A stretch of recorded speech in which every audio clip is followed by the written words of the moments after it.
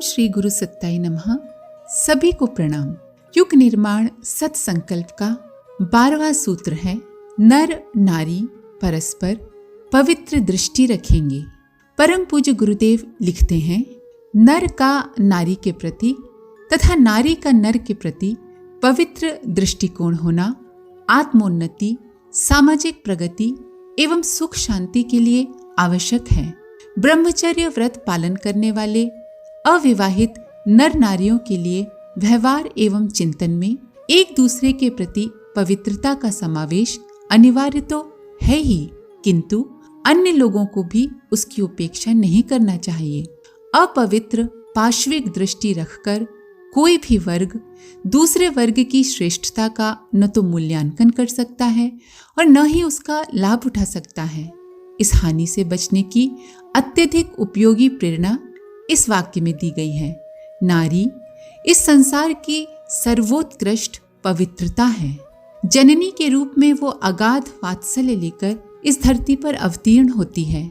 पत्नी के रूप में त्याग और बलिदान की, प्रेम और आत्मदान की सजीव प्रतिमा के रूप में प्रतिष्ठित होती है। बहन के रूप में स्नेह, उदारता और ममता की देवी जैसी परिलक्षित होती है। पुत्री के रूप में वो कोमलता, मृदुलता, निश्चलता की प्रतिकृति के रूप में इस नीरस संसार को सरस बनाती रहती है। परमात्मा ने नारी में सत्य, शिव और सुंदर का अनंत भंडार भरा है। उसके नेत्रों में एक अलौकिक ज्योति रहती है, जिसकी कुछ किरणें पड़ने मात्र से निष्ठुर हृदयों की भी मुरझाई हुई कली खिल सकती है। दुर्बल अपंग मानव को शक्तिमान और सत्ता संपन्न बनाने का सबसे बड़ा श्रेय यदि किसी को हो सकता है तो वो नारी का ही है। वह मूर्तिमान प्रेरणा, भावना और स्फूर्ति के रूप में अचेतन को चेतन बनाती है। उसके सानिध्य में अकिंचन व्यक्ति का भाग्य मुखरित हो उठता है। वह अपने को कृतकृत्य हुआ अनुभव करता है। नारी की महत्ता अग्नि के समान है। अग्नि हमारे जीवन का स्रोत है। उसके अभाव में हम निर्जीव और निष्प्राण बनकर रह जाएंगे। नारी की उपयोगिता की जितनी महिमा गाई जाए उतनी ही कम है। पर इस अग्नि का एक दूसरा पहलू भी है। वह स्पर्श करते ही काली नागिन की तरह लपलपाती हुई उठती है और छूते ही छटपटा देने वाली, भारी पीड़ा देने वाली परिस्थिति उत्पन्न कर देती है। तात्पर्य यह है, नारी में जहां अनंत गुण हैं, वहां एक दोष ऐसा भी है जिसके स्पर्श करते ही असीम वेदना से छटपटाना पड़ता है, और वो रूप है नारी का रमणी रूप। काम वासना की आकांक्षा से जब भी उसे देखा, सोचा और छुआ जाएगा, तभी वो काली नागिन की तरह अपने विष भरे दंत चुभो देगी। तात्पर्य ये है, उस रूप में नारी पतन के रास्ते की तरफ ही ले जाती है। बिच्छू की बनावट कैसी अच्छी है। सुनहरे रंग का ये सुंदर जीव कितना मनोहर लगता है, पर उसके डंक को छूते ही विपत्ति खड़ी हो जाती है। मधुमक्खी कितनी उपकारी है। भंवरा कितना मधुर गूंजता है। कातर कैसे रंग बिरंगे पैरों से चलती है। बर और ततैया अपने छत्तों में बैठे हुए कैसे सुंदर गुलदस्ते से सजे दिखते हैं, पर इनमें से किसी का भी स्पर्श हमारे लिए विपत्ति का कारण बन जाता है। नारी के कामिनी और रमणी के रूप में जो एक विष की छोटी सी पोटली छुपी हुई है, उस सुनहरी कटार से हमें बचना ही चाहिए। अपने से बड़ी आयु की नारी को माता के रूप में, समान आयु वाली को बहन के रूप में और छोटी को पुत्री के रूप में देखकर उन्हीं भावनाओं का अधिकाधिक अभिवर्धन करके हम उतने ही आह्लादित और प्रमुदित हो सकते हैं जैसे माता सरस्वती, माता लक्ष्मी, माता दुर्गा के चरणों में बैठकर उनके अनंत वात्सल्य का अनुभव करते हैं। हम गायत्री उपासक भगवान की सर्वश्रेष्ठ सजीव रचना को नारी रूप में ही मानते हैं। नारी में भगवान की करुणा, पवित्रता और सदाशयता का दर्शन करना हमारी भक्ति भावना का दार्शनिक आधार है। उपासना में ही नहीं, व्यवहारिक जीवन में भी हमारा दृष्टिकोण यही रहना चाहिए। नारी मात्र को हम पवित्र दृष्टि से देखें, वासना की दृष्टि से न सोचें, न उसे देखें और न ही उसे छुएं। दाम्पत्य जीवन में संतानोत्पादन का विशेष प्रयोजन या अवसर आवश्यक हो तो पति पत्नी कुछ क्षण के लिए वासना की एक हल्की धूप छांव अनुभव कर सकते हैं। वैसे तो शास्त्रों में इतनी भी छूट नहीं है। शास्त्रों ने तो गर्भाधान संस्कार को भी यज्ञोपवीत या मुंडन संस्कार की भांति एक पवित्र धर्म कृत्य माना है और इसी दृष्टि से उस क्रिया को संपन्न करने की आज्ञा दी है। पर मानवीय दुर्बलता को देखते हुए दाम्पत्य जीवन में एक सीमित मर्यादा के अंतर्गत वासना को छूट मिल सकती है।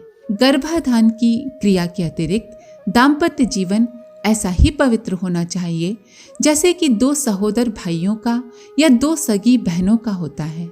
विवाह का उद्देश्य दो शरीरों को एक आत्मा बनाकर जीवन की गाड़ी का भार दो कंधों पर ढोते चलना है, दुष्प्रवृत्तियों को प्रोत्साहित करना नहीं है। ये तो सिनेमा का, गंदे चित्रों का, अश्लील साहित्य का और दुर्बुद्धि का प्रसाद है जो हमने नारी की परम पुनीत प्रतिमा को ऐसे अश्लील गंदे रूप में गिरा रखा है।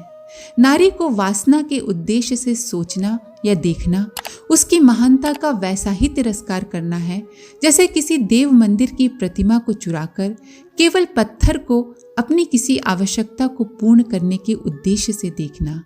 ये दृष्टि जितनी निंदनीय और घृणित है उतनी ही हानिकर और विग्रह उत्पन्न करने वाली भी है।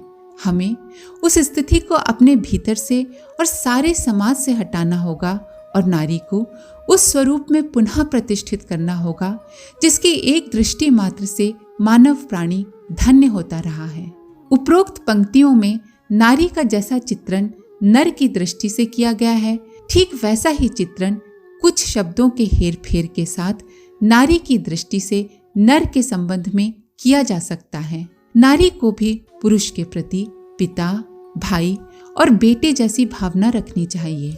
जनेंद्रिय की बनावट में राई रत्ती अंतर होते हुए भी मनुष्य की दृष्टि से नर और नारी दोनों ही लगभग समान क्षमता, बुद्धि, भावना एवं स्थिति के बने हुए हैं। ये ठीक है कि दोनों में अपनी अपनी विशेषताएं और अपनी अपनी कमियां हैं। उनकी पूर्ति के लिए दोनों ही एक दूसरे का आश्रय लेते हैं। ये आश्रय पति पत्नी के रूप में केवल काम प्रयोजन के रूप में हो ऐसा किसी भी प्रकार आवश्यक नहीं। नारी के प्रति नर और नर के प्रति नारी पवित्र, पुनीत, कर्तव्य और स्नेह का सात्विक एवं स्वर्गीय संबंध रखते हुए भी माता पिता, पुत्री पुत्र, भाई बहन के रूप में, सखा सहोदर, स्वजन और आत्मीय के रूप में श्रेष्ठ संबंध रख सकते हैं और वैसा रखना भी चाहिए। पवित्रता में जो अजस्र बल है वो वासना के नारकीय कीचड़ में कभी भी दृष्टिगोचर नहीं हो सकता। वासना और प्रेम दोनों दृष्टिकोण एक दूसरे से उतने ही भिन्न हैं जितना स्वर्ग से नरक। व्यभिचार में द्वेष, ईर्ष्या, आधिपत्य, संकीर्णता, कामुकता, रूप, सौंदर्य, श्रृंगार, कलह, निराशा, कुड़न, पतन, हास, निंदा आदि अगणित यंत्रणाएं भरी पड़ी हैं। पर प्रेम इन सब से सर्वथा मुक्त है। पवित्रता में त्याग, उदारता, शुभ कामना, सहृदयता और शांति के अतिरिक्त और कुछ हो ही नहीं सकता। युग निर्माण सत्संकल्प में आत्मवत सर्वभूतेषु की, परद्रव्येषु लोष्ठवत, परदारेषु मातृवत की पवित्र भावनाएं भरी पड़ी हैं। इन्हीं के आधार पर नव युग का सृजन हो सकता है। मातृवत परदारेषु, परद्रव्येषु लोष्ठवत, आत्मवत सर्वभूतेषु, अर्थात सदैव दूसरे की पत्नी को अपनी माँ की तरह समझना चाहिए, सदैव दूसरे के धन को मिट्टी के समान समझना चाहिए और सभी को अपने जैसा ही समझना चाहिए। कहने का तात्पर्य ये है कि पराई स्त्री पर कभी भी गलत नजर नहीं डालनी चाहिए और उसका अपनी माँ बहन की तरह सम्मान करना चाहिए। दूसरे के धन संपत्ति पर भी कभी गलत दृष्टि नहीं डालना चाहिए और उसे मिट्टी के समान समझना चाहिए। अपने परिश्रम से अर्जित की हुई धन संपत्ति को ही अपनी संपत्ति समझना चाहिए और सभी के साथ एक समान व्यवहार करना चाहिए। सबके अंदर स्वयं की छवि देखना चाहिए। इन्हीं का अवलंबन लेकर इस दुनिया को स्वर्ग के रूप में परिणत करने का स्वप्न साकार हो सकता है। आज के लिए इतना ही। आप सभी का धन्यवाद। ओम शांति।